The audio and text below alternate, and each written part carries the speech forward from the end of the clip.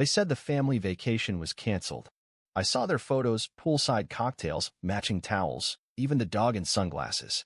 I texted, "Seriously? Even the dog?" My sister's reply came instantly. "Don't be dramatic. We took the dog instead of you." I stared at the screen, my fingers tightening around the phone. I hadn't even unpacked from the trip they'd invited me on. No, begged me to cover half of, because it's a family thing. And you're family, right? I was family. Until I wasn't. Then another message popped up. "Hey, can you send $400 for utilities?" My jaw tightened. Memories crashed over me last Christmas when I paid for the entire dinner because Mom forgot her wallet. My sister's bridal shower, where I was the one footing the bill for the venue because it's her big day, and she's so stressed. The time my brother's car broke down, and I wired money without asking for it back. But this was different. This was a mockery, a taunt. I typed back, my hands steady, my heartbeat anything but. Sure. I canceled the transfer. Then I blocked her number. Then I walked to my laptop, pulled up the lease agreement for our shared apartment, the one I paid most of the rent for, the one where she was trying to save up, and submitted a request to terminate it. Effective immediately. That night, 49 messages lit up my phone. "Mark, why are you doing this?" My sister, "You're being dramatic. Just call me."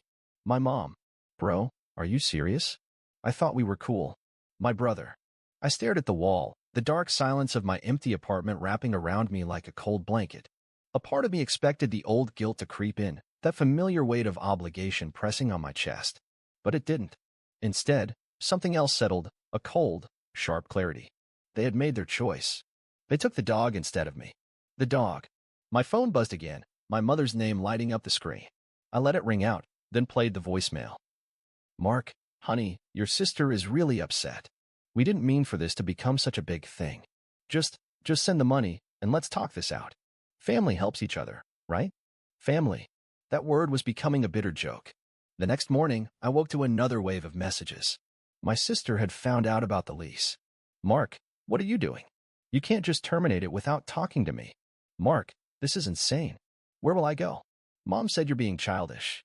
Fix this." I set the phone down, made myself coffee, and stared at the empty chair across the table. For the first time, I didn't feel like the bad guy. I didn't feel guilty. I felt free. Because they didn't cancel the vacation. They canceled me. And now, I was done being their safety net. I watched the notifications on my phone climb 49 messages. Most of them were from my sister, a few from Mom, and just one, from Dad. I didn't open any of them. I didn't need to. They were predictable. Anger, guilt, manipulation, the same old script. My sister, crying, begging me to fix it. Mom, her voice dripping with disappointment, saying I was overreacting. Dad's single text, "Call me. Let's sort this out." Sort this out? Like they'd sorted me out of the family vacation? Like they'd sorted my name off the lease and put the dog in my place? I tossed my phone on the kitchen counter, the glow of the screen a bitter reminder of every sacrifice I'd made for them. And for what? To be replaced by a dog in sunglasses. But even now, part of me wanted to explain myself. To text them back, to hear them say I was being silly, to believe even for a second that they cared. But I didn't. Instead, I sank into the couch, a cold emptiness settling in my chest. Memories flooded back, a painful slideshow of every time I had bailed them out. I used to think I was their hero. It started small, a few dollars here, a little help there. A family dinner where I picked up the bill because Mom forgot her wallet. My sister's first car, when her credit was too low to get a decent rate. Back then, they were grateful. Or at least they pretended to be. "Mark, you're a lifesaver," Mom would sigh, wrapping me in a hug that felt warm, even if it lasted just a second too long. "I'll pay you back as soon as I can," my sister promised with a wide smile, her hand already reaching for the keys. But the repayments never came. The gratitude faded. The requests grew. I became the go-to solution. Mom's emergency dentist bill, $300. My brother's urgent laptop repair, $600. My sister's, "Can you cover my share of the rent? Just this once?" $900. At first, I thought I was helping. Family helps family, right? That's what they always told me. But slowly, helping became expected. A duty. My duty. And they didn't ask anymore. They just assumed. I still remember the first time I tried to say no. It was Dad, calling me just before midnight. His voice was a little slurred, too much of his favorite bourbon. Hey, kid, he began, trying to sound casual. Listen, I'm in a bit of a bind. Need $1,500 to cover the mortgage. Just a short-term thing. $1,500? I can't just. Mark, please. It's the house. Your mother would be heartbroken. We could lose it. I heard her voice in the background, sharp and irritated. Don't make him feel guilty. Just tell him it's his turn to help. His turn. My turn. I sent the money. Because what else could I do? I tried to talk to them about it, once. To set some boundaries. I asked them to at least keep me updated before assuming I'd cover their messes. Mom's response was a sigh, a deep, world-weary sigh. We're family, Mark. Family doesn't keep score. Dad chuckled. You'll understand when you have your own kids one day. My sister texted me later. Don't make this a big deal. It's just money. You make good money anyway. Yeah, I made good money. That's why I didn't deserve a seat at the table, right? Why I was replaced by a dog in their vacation photos. But the worst was yet to come. Christmas last year. I'd spent hours picking the perfect gifts, an expensive watch for Dad, a luxury spa day for Mom, and a brand new iPad for my sister. I thought it would be different. That maybe, this time, they'd see how much I cared. I was wrong. Dad opened the watch, glanced at it, and mumbled, Nice. Bit flashy, isn't it? Mom didn't even unwrap the spa voucher, just set it aside with a polite smile. And my sister? She laughed. Actually laughed. Mark, you really are trying too hard, she grinned, turning to Mom. He thinks he can buy his way into the family. Buy my way in. I excused myself, walked out into the freezing night air, and sat in my car, the engine off, my breath misting the windshield. Buy my way in. That's when it hit me. They didn't see me as family. I wasn't a brother, a son. I was an ATM with a heartbeat. The final straw came a month later. My sister's wedding. I wasn't even in the wedding party. Just a guest who paid for half the reception. I remember asking her about it, trying to smile, trying to be casual. Hey, didn't you say I'd be a groomsman? She shrugged. Yeah, but we were tied on numbers. I thought you'd understand. Tied on numbers. But not on my wallet. They were tied on everything except how much they could take from me. And then the vacation. The final insult. The family trip I paid for half of, only to be cut out at the last minute. The photos of them laughing by the pool, the dog lounging in the sun, his little sunglasses reflecting the sky. They chose the dog over me. I wasn't family. I was a convenience. But that was over. I reached for my phone, the screen still littered with missed messages. I deleted them all without reading. Then I opened my bank app, pulled up the recurring transfers I'd set up for Mom, for Dad, for my sister. Canceled. Canceled. Canceled. Then I logged into my email and typed a brief message to the landlord. Request to terminate the lease immediately. I will not be responsible for further payments. I leaned back, staring at the empty apartment around me. The silence was thick, but for the first time in years, it didn't suffocate me. Because I wasn't alone. I was finally alone. And that was better. Better than being their fool. Better than being their wallet. Better than being nothing. The next morning, I walked into the showroom, my steps steady, my face a mask of calm. But beneath the surface, the echoes of yesterday lingered. Whispered glances followed me. A few colleagues exchanged looks. I ignored them. I was here to work, not to explain, not to defend, just to move forward. But even as I guided a client through the smooth leather of a luxury interior, their voices haunted me. I stood beside the gleaming black McLaren, my voice calm and smooth, guiding the client through the luxury interior. The man's eyes lit up with fascination as I demonstrated the adaptive suspension, the lightning-fast acceleration. In this place, I was in control, confident, respected. Until the glass doors of the showroom burst open. Mark. My mother's voice cut through the air like a knife. I froze, my perfect smile cracking for just a second. I turned, and there they were, my mother, red-faced and teary-eyed, my sister trailing behind, wiping her eyes, and my father storming in with a scowl like thunder. The client blinked, surprised. Other customers and my colleagues turned, their polite conversations dying off into a tense silence. This is not happening, I whispered to myself, forcing a steady breath. But it was. They were here. They had come to my workplace. My mother marched straight up to me, her voice sharp and trembling. How could you do this to us? We are your family. Mom, this is not the place. I tried to whisper, stepping in front of the McLaren, trying to shield the scene from the client. No, she screamed, her voice breaking. You don't get to walk away. You blocked your sister, canceled the lease, and left us with nothing. My sister's turn now. You abandoned us, Mark. We are struggling because of you. Her face was streaked with makeup, tears smudged into black streaks. Dad stepped forward, his voice a growl. We raised you, fed you, gave you everything, and this is how you repay us. I felt my jaw clench, the heat rising in my chest, but I kept my voice low. We can discuss this somewhere else. Not here. But they didn't care. Somewhere else, my mother shrieked. When, Mark? You won't answer our calls, won't text back, won't even talk to your sister. You're punishing us for what? For asking for help? For being a family? A few customers began to pull out their phones, whispering to each other. I saw one of my colleagues staring at me, wide-eyed. Please, just step outside. I begged, the calm in my voice starting to crack. But my sister wasn't done. You've always thought you were better than us, didn't you?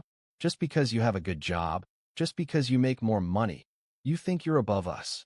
My father's voice was like steel. You've really disappointed us, Mark. We should have never relied on you. And something snapped. I stepped forward, my voice rising, the professionalism I'd clung to crumbling. Relied on me? Relied on me? You didn't rely on me. You used me. I wasn't family to you. I was a wallet with legs. My mother gasped, her hand flying to her mouth. My sister shook her head, her tears turning to anger.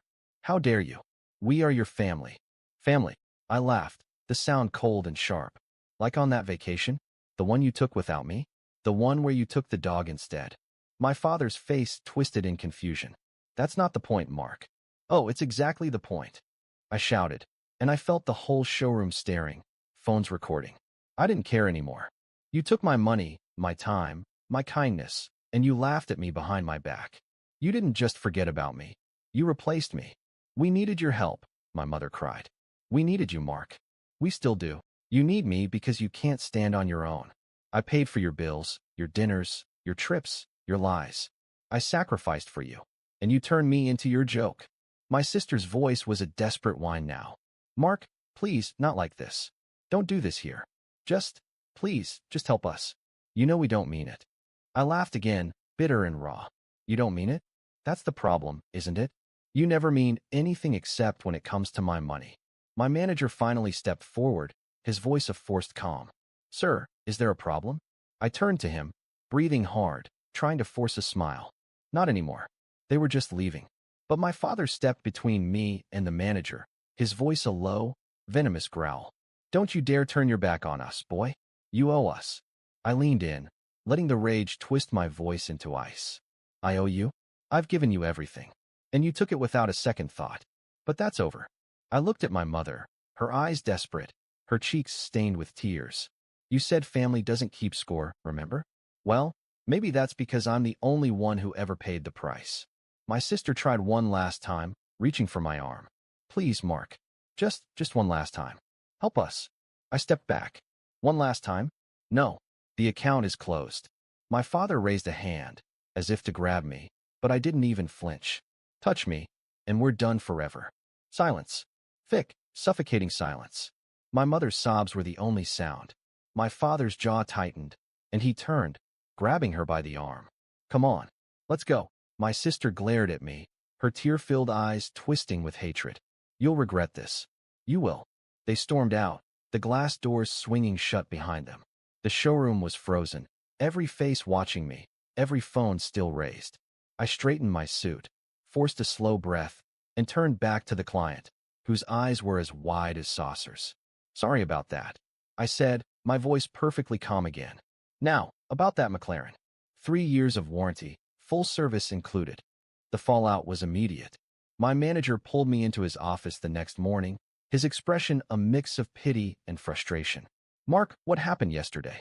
I kept my voice steady. A family issue. They showed up uninvited. Uninvited. He leaned back, rubbing his temples. Half the showroom saw it. Customers were recording it. It's all over social media. I didn't flinch. I understand. It won't happen again. He sighed, the tension easing slightly. Look, you're one of our best salesmen. But you need to keep your personal life out of this place. This is a luxury dealership, not a reality show. I nodded. Understood. But as I stepped out of his office, I could feel the weight of the stairs. Conversations hushed whenever I walked by. Colleagues who once smiled and chatted now exchanged nervous glances, whispering as I passed. The receptionist, usually cheerful, looked away, pretending to be busy with her computer. And yet, a strange calm settled over me. The embarrassment that should have scorched me, it didn't. For the first time, I wasn't the one hiding, pretending, or explaining. They had made a scene. Not me. They had ripped open the truth for everyone to see. I was done being ashamed. Back home, I dropped my keys on the kitchen counter and stared at my phone. Messages still flooded in, a constant stream of missed calls and voice notes. I set it on silent, grabbed a cold drink from the fridge, and sank into the worn leather of my couch. The silence was thick, pressing against my ears, but I welcomed it. For the first time, it wasn't suffocating. It was honest. I opened my laptop, pulled up my banking app, and began scrolling through years of transactions. Each one a small wound. $300 for mom's emergency dental bill, $1,200 for dad's car repairs, $5,000 for my sister's once-in-a-lifetime trip she just had to take. I listed them all, every single dollar. Rent payments, credit card bailouts, emergency funds, Christmas gifts that went unthanked. The list grew, the numbers piling higher, turning from hundreds to thousands. $34,600. I leaned back, staring at the cold, unfeeling digits. It was like looking at a crime scene. My phone buzzed again. A new message from Mom. "Mark, please, just call me. Let's talk." I ignored it. Instead, I opened the family group chat and attached a screenshot of the spreadsheet. A single message followed. "This is what you owe me. $34,600. You have 30 days to pay it back." The response was immediate, frantic. "Mom, Mark, what is this? You can't be serious. Dad, this is ridiculous. We're your family. Sister, where do you expect us to get that kind of money?" I replied calmly. "Figure it out. You always found money for vacations and designer bags. Time to find it for your debts." The first week was chaos. Mom left me tearful voicemails, each more desperate than the last. "Mark, please, we didn't mean to hurt you. Family isn't about money." Dad's tone was angrier, his voice a gravelly snarl. "You're being unbelievably selfish. We raised you, and this is how you repay us? Demanding money like a loan shark?" My sister's messages were a roller coaster of guilt and excuses.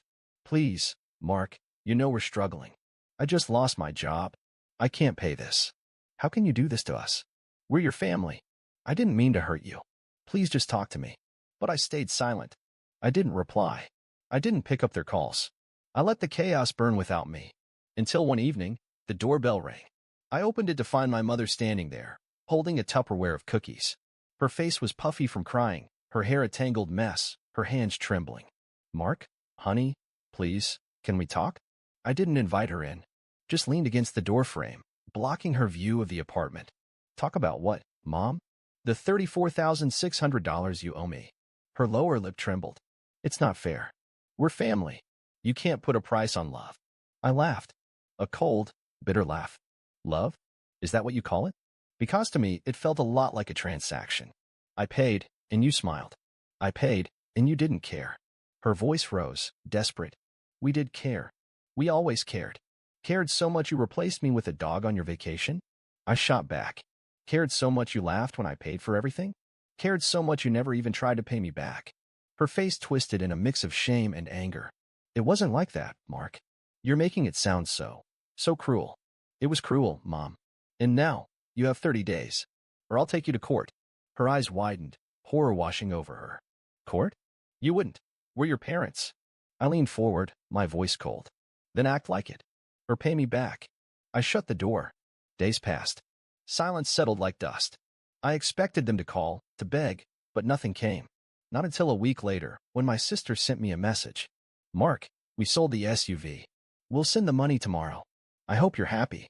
The next day, a transfer hit my account. $34,600. But that wasn't the end. Another message followed, this one unexpected. "Mark, I'm sorry. I know we treated you like a bank. I know we hurt you. I didn't want to admit it. But you were right. We used you. I'm sorry. I miss you." I stared at it, that flicker of bitterness burning inside.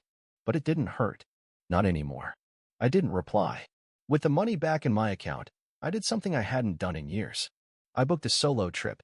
A week in the mountains, away from the noise, the guilt, the manipulation. I hiked in the mornings, breathed the crisp air, felt the cold wind on my face. I met strangers who didn't know me as the family's walking ATM. One night, as I sat by a crackling campfire, my phone buzzed. Another message from my sister. Mark, I know you hate us.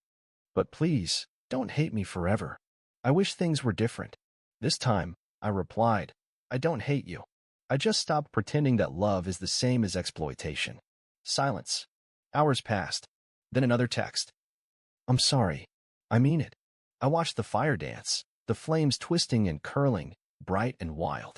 And for the first time in a long time, I felt alive. I leaned back, watching the stars stretch endlessly across the night sky, and I smiled. They were gone. Their debts were gone. Their weight was gone.